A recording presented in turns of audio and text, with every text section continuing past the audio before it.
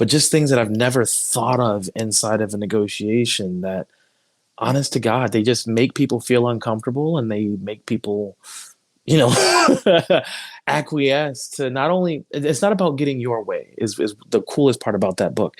It was about getting the best win for both parties involved. You are experiencing the Learned on Accident podcast. Listen, laugh, and learn on accident with Kolmus and Johanse.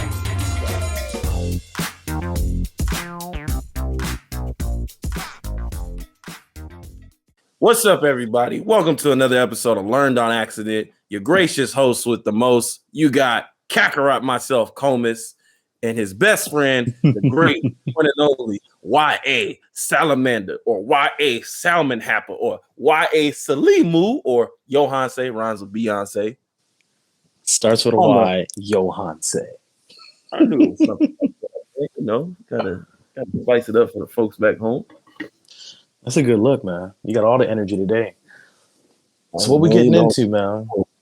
Man, you know, I thought about it after our last one. I was all like, you know what, Johanse, I wanted to know what's a good book you felt like I put you on recently, you know, and then tell him the story behind what that book was and the story of he was like, this is the new standard for books, dang it.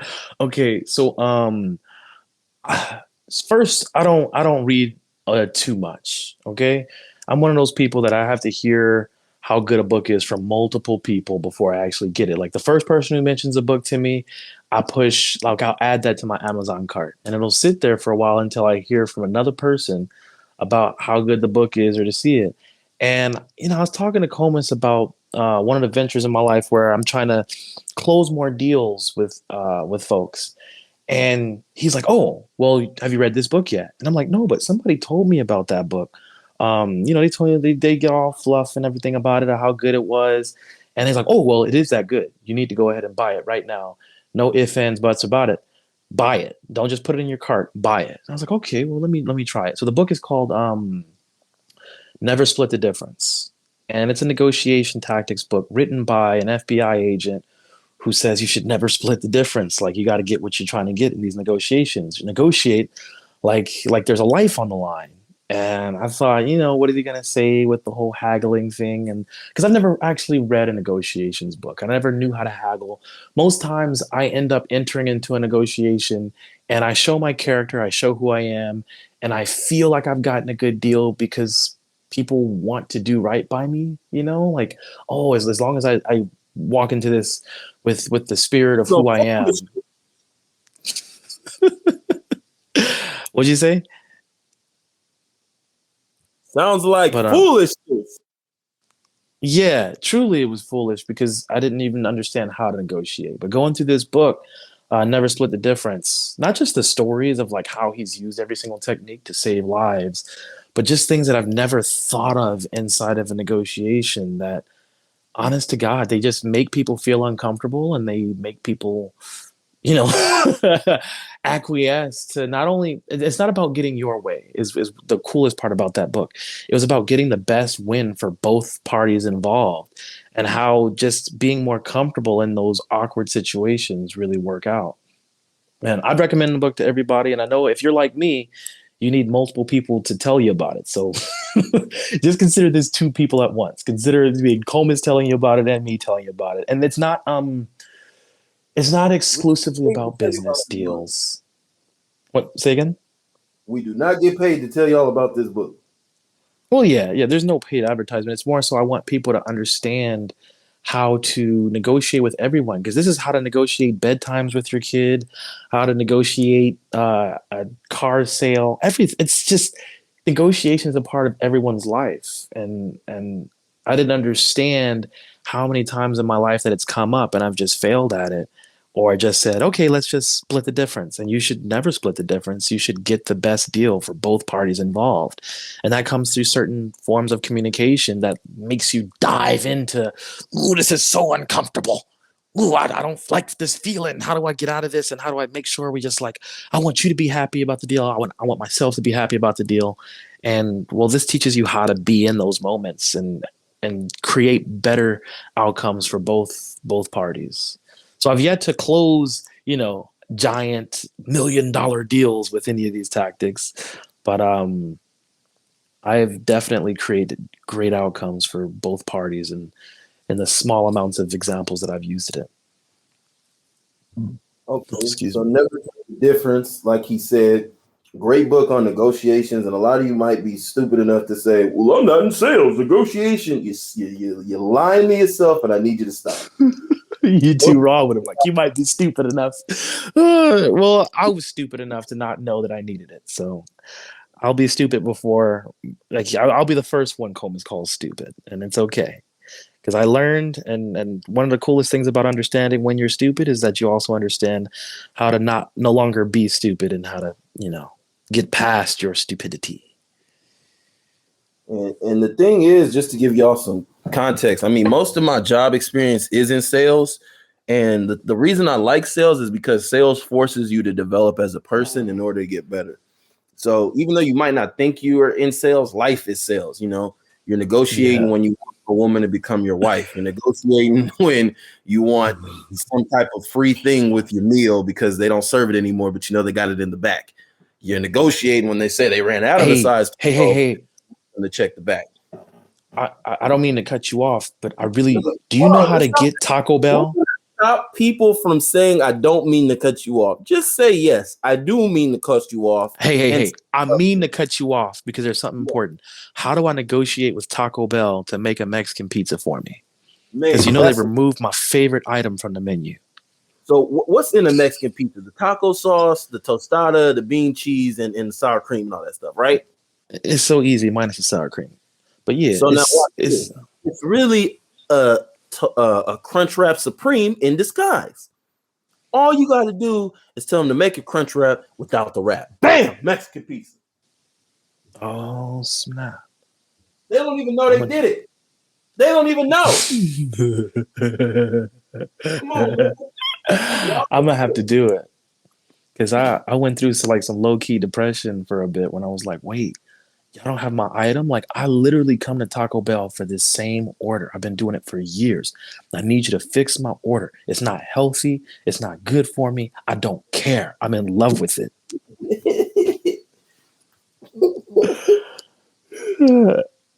So now, next topic I want to cover because, man, Johan said, tell people about your journey getting into stocks. Because as y'all know, like you said, we're entrepreneurs.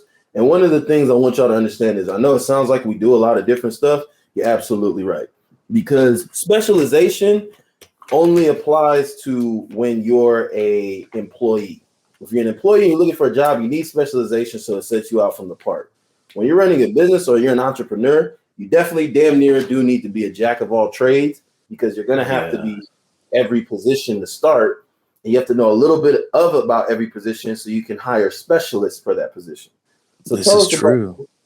Tell us about your journey in stocks and how you got started in college and how you were able to teach me, this young grasshopper. Sure. I'm gonna give a overview, the 10,000 foot overview. So I went to college at the United States Air Force Academy, and one of the first things I came to realize is that I have enough money in my pocket to let my money work for itself. And I didn't understand. I didn't understand what that really meant for a while until I found certain investment vehicles that'll help me get my goals towards being able to retire, able to pay for things in the future, and how to make my money work for myself. And as I start to understand it and how to buy stocks and participate, not just only having a bank account, but having a brokerage account where you could buy certain leverages in certain companies, buy and sell and hold for long term, and what ROI, return on investment, was. And I started to teach that to my fellow students, thinking like, okay, first when I taught it, I thought everybody's gonna look at me like I'm stupid because like, oh, here's this kid from South Central Los Angeles, grew up homeless, had this rough upbringing, and now he's trying to talk to us about money when like, no, of course our parents taught us about this, but it was not true at all. No one knew about this stuff. And so I'm like, wait, you don't know that the rich, this is what they do. They let their money Like if they have $100 bill, they let it grow to $110 and they live off that excess $10 and let their money keep growing. And it just keeps growing and growing. And so you live off the growth of your money. And I try to explain that concept to folks and how I was trying to do investments. And it flew over a lot of people's heads. But some people it didn't. Kolmus's head, it didn't fly over because I was like, hey, Kolmus, I want you to make this account. And he gave me some pushback because it's something new. You know, it's something new that you can actually put your money in these banks and these brokerage accounts, and I fell prey to thinking that if I learn something new, everybody must already know it because it's out there for everybody, but they don't, and they're waiting for you to expose it to them. And so when I exposed it to Kolmus, he was like, too new, too different, don't get it. And I sat him down because we're that level of friends. And we've known each other since kindergarten. So it was easy for me to just sit him down and smack him around a little bit, saying like, hey, you're doing this. I'm not giving you the option to do it or not. This is positive for you. I care about you. Sit down. Here's my laptop. Here's the account. I'm not trying to learn your passwords. I couldn't care less. Started with some money. Oh, he didn't have enough money to start it with. Here's your did I give you the first am I remembering that correctly? Bro, so cold part was I had the money coming in later that year for FA disbursements, but you definitely fronted me the money so that I could start right then and there. And you were like, yo, just pay me back the cash. Now, just to give y'all some context, me and this man, we've been loaning, just like equally sharing stuff since we were born. But, he started doing better in life. So, of course, everybody started asking him for money. I was never one of those people, and I wanted to keep it that way. And I swore to him, I said, bro, I'm only doing this because the money's coming. I just don't have it here. This is just like a loan me till it gets here. And he'll tell you, I took that money. I think I had 3 months before it's supposed to come in. About a month and a half later, I gave him half of that money or 70% in cash just to show a measure of good faith. And he was just all like, oh, you really out here paying dues back. Because I'd gotten used to that point of just gifting. Like I stopped loaning family money. And that's another one of the secrets of when you come up from being poor. Like, how do you not feel this anger towards all these people asking you for things? Well, you just gift them.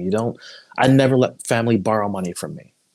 And with Kolmus, I sort of did the whole like, yeah, you're borrowing it. But if he never gave it back and he just learned the lessons of having a brokerage account, I would have been super happy. So it really did surprise me when he's like, here's your money back. I told you I'm not like everybody else. Don't let this friendship dissolve. Don't let this disappear over money. Money is nothing. I'm like, well, it is nothing because we're going to be making so much more bigger things happen in this world. And this is step one. No, that's real talk. Just like he said, one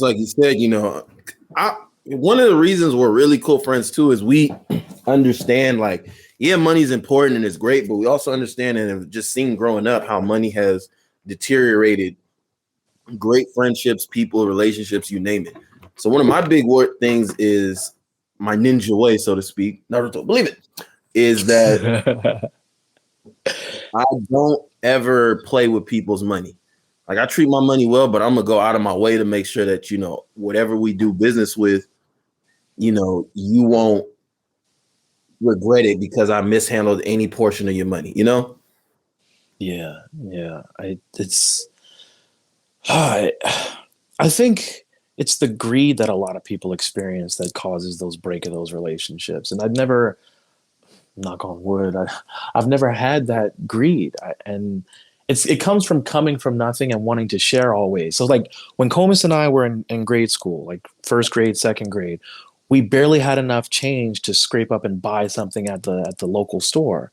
And so we'd get like a bag of chips and we'd share like half the bag of chips. And it was never really known who had the dollar because who had a dollar to buy a bag of chips? Sometimes I had 10 cents, sometimes he had 80. We'd put it together and we'd have a bag of chips and we'd split it half and half. And that same mentality of being able to share what you have, and the chips taste better when you can share them with somebody. So it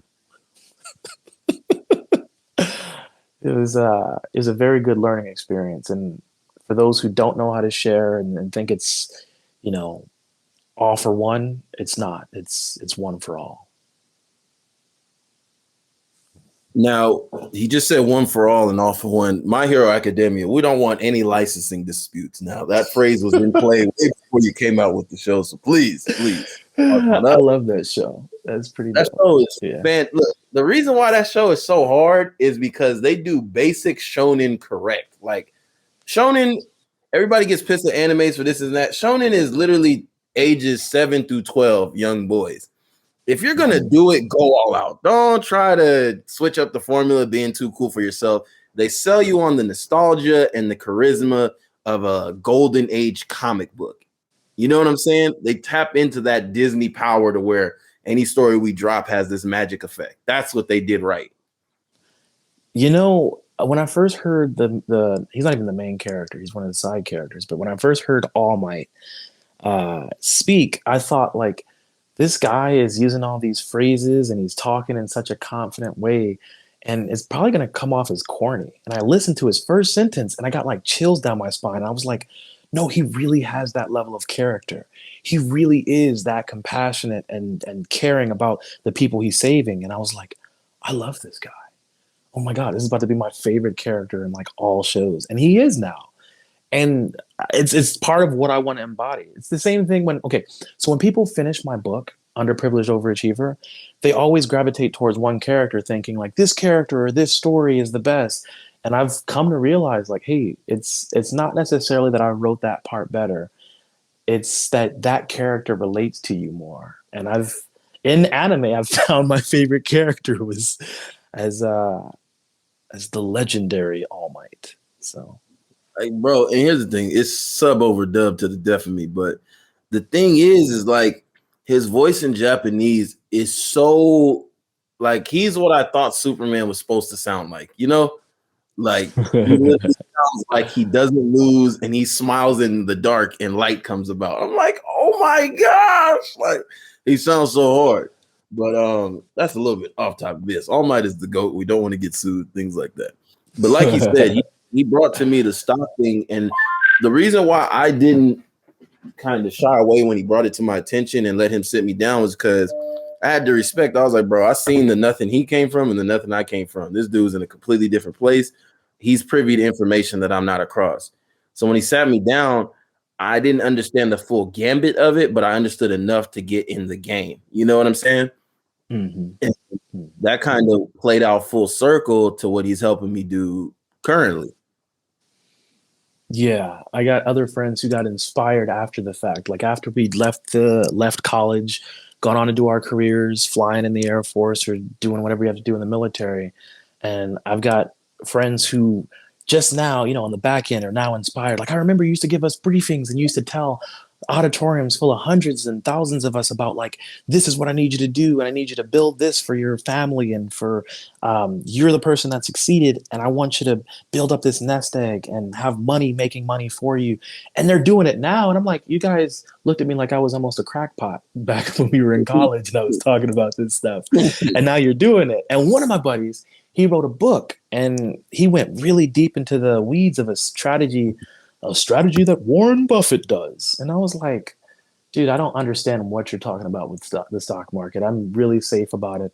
I'm glad to get my little returns. And when I found out about this stuff, he decided he wanted to teach me on it. So I took a short course with one of my buddies and we've been trading options together for a while. And that's not to mean that I'm trying to get anybody on any type of specific um, leveraging or investing strategy that I do. So I at the just end of the want day, everybody to invest. it's just advice. It's just advice. Yeah. So I've been doing that for a while and I've been realizing amazing returns and I've been trying to put a lot more of my friends into it and create sort of like a impromptu mastermind because I haven't created my own mastermind through any of the other products and services I offer just yet. And I'm like, hey, what if I can start this with just the people that I really roll with? And just right off the bat, hey, here's one technique that we're using that we're making a lot of difference with. I'll say difference because I don't like saying like, oh, you're making a lot of money. Because I used to have this phrase, right? Where people say, oh, what do you want to do when you grow up? And I've always said this, like if you could take a time machine and go back and see 5-year-old Johan say, and you asked him, wait, what do you want to be when you grow up? Or what do you want to do? I would say I want to make the most amount of money doing the least amount of work. And that has such negative connotations to it. And I've kind of reshaped that rhetoric, but at the same time kept the same purpose. So I want to influence the most amount of change, positive change, and I want to do it as smart as possible. Same purpose, different words. And see, that's another thing is people growing into the mindset from employee to self-employed. When you start talking about money and liking it, it's almost like we're conditioned to hate money and that it's illegal to like it or want to not work hard. When truth is like you have to work hard enough to get to a point where you're like, I want my work to pay me residuals, you know? Correct. It's a difficult calculation.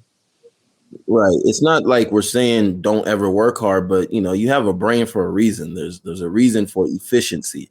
You learn hard work so that you can get to a point where your brain justifies its intuition to create more efficient systems to take the work off of you.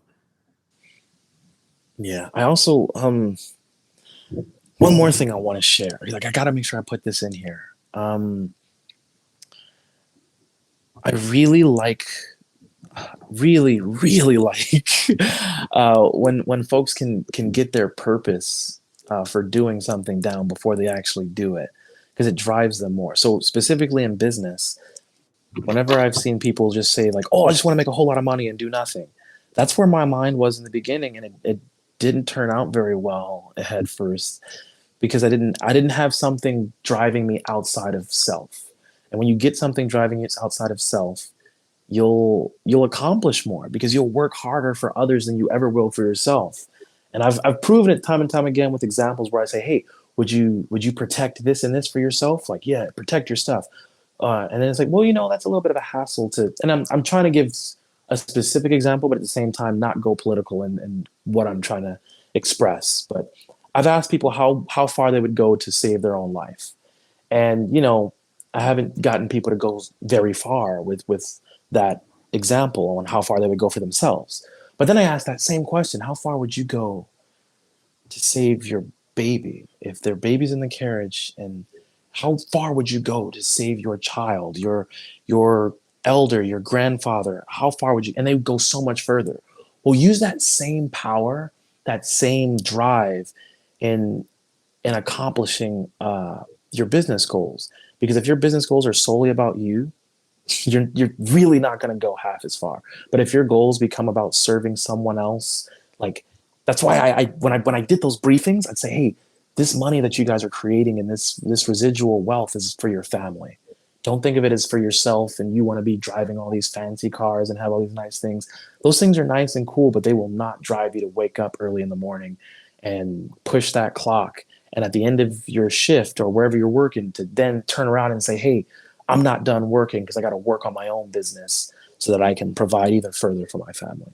You need that external driver. And, to add on to that, I'll play devil's advocate. If you don't have that and you're going hard just off you, shoot, whatever fuels your fire, family.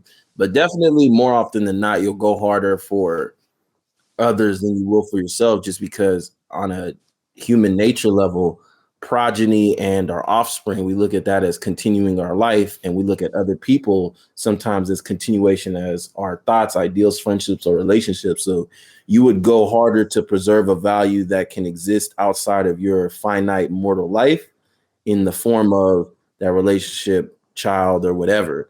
And that's why you'll go hard to it, because you're kind of looking at it as that's my immortality. I need to set up this business so that it's here long after I'm gone. You know what I'm saying? Because that's my source.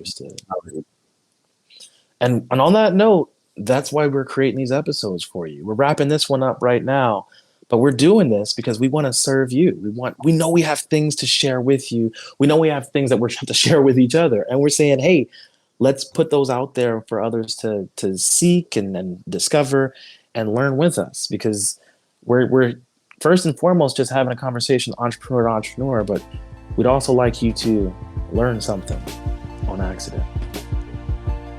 All right, that's been the episode.